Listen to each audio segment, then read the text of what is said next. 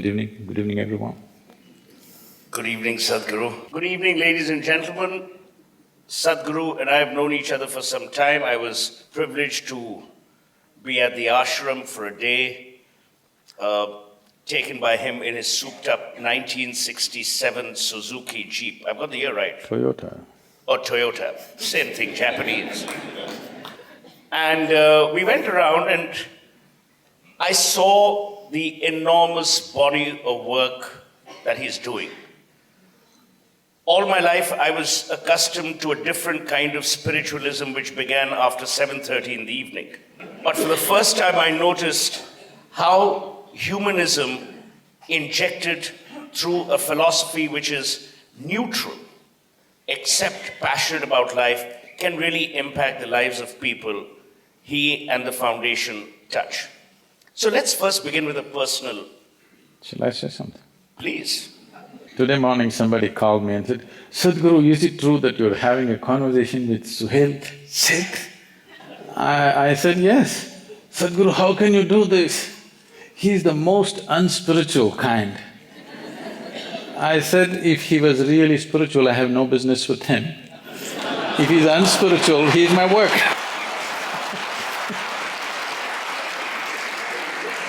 Those who are unspiritual are my work, and the thing is, if you want to have a conversation, they should be able to talk and the man can talk. So it's 1-0.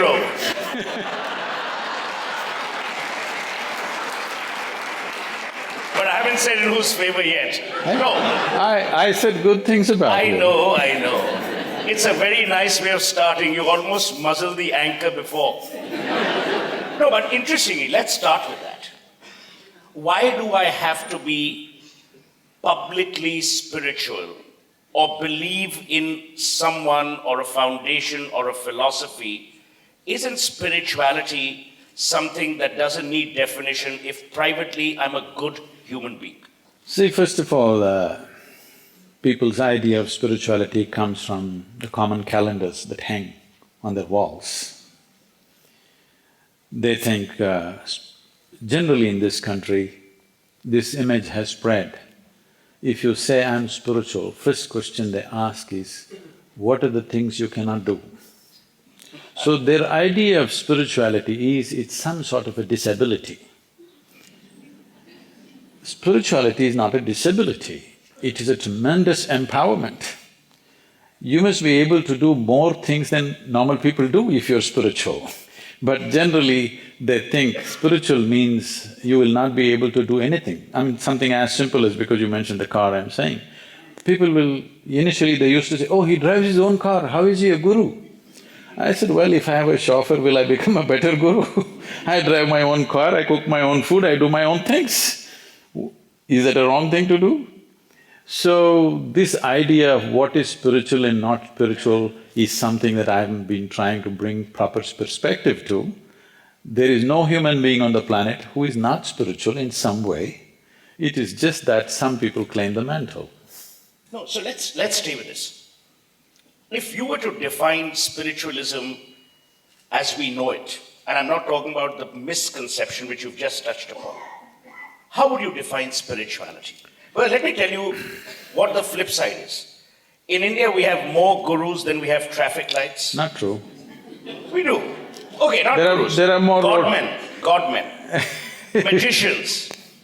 And there's almost a belief, and I really want your views on this because I've heard you espouse on this brilliantly earlier. There's almost a feeling that the man or woman must subjugate, bow down, and it's another kind of dependency that is created. So what in your mind is the essence of spiritualism? I will leave the word spiritualism because I don't know what that is. Spirituality essentially means that you have strived to make your experience of life beyond the realm of the physical. For you, what is beyond the physical is a living experience, it's not a belief.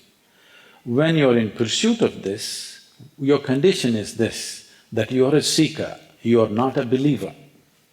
Because belief essentially means you have concretized your assumptions about life and beyond. Seeking means you have realized that you do not know. I do not know is a tremendous possibility. Only when you see I do not know, the possibility of knowing becomes a living reality for you. Seeking, longing, wanting to know, this becomes a possibility. So spirituality essentially means either you have reached a place where your experience of life is beyond your physical nature, you're able to touch that which is beyond physical, or you're in a state where you're seeking. That means you have admitted your ignorance about the nature of this existence and your own existence. Do you believe that sometimes our insecurities or our egos prevent us from admitting to our insecurities and that we need I said I don't… the quest? I said I'm not for belief. Well, in a manner people will… No, I know, it's become so much a part of our daily language, I believe this, I believe that, then I believe other things, everything. So I am trying to banish the word belief. What you know, you know. What you do not know, you do not know. What's the problem with this? What I know, I know. What I do not know, I do not know. It's wonderful and human of us to see what we do not know as we do not know. Unless we see that, we will never strive to know. So, when it comes to this, about people not admitting their ignorance, because I think it is the nature of education, it is the way we have been conducting lots of things, where ignorance is considered a bad thing. Ignorance is a borderless thing, okay?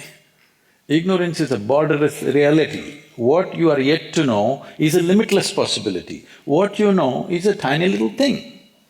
So you are identifying with the tiny little thing that you know and you're ignoring an immense possibility which you do not know.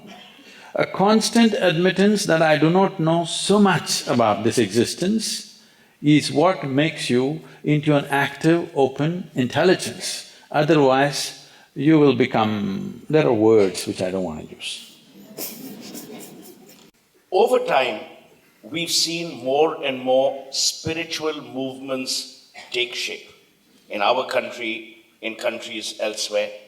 We've seen more and more people across strata, across income, across education, actually take to this path. Why do you think that's happened? See, this is a fundamental human longing. This can never be put down.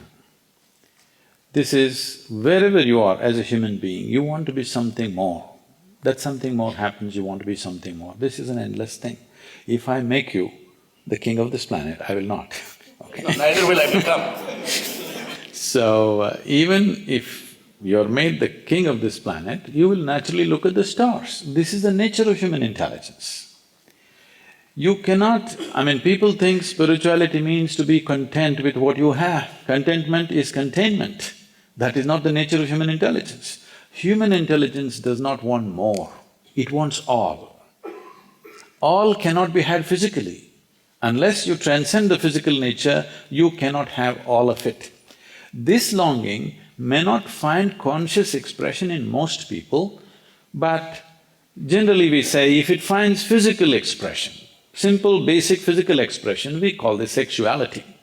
What you're trying to do is, what is not you, you're trying to make it a part of you.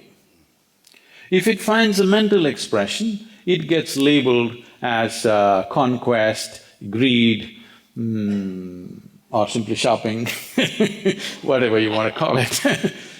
If it finds an emotional expression, you will call it love, compassion.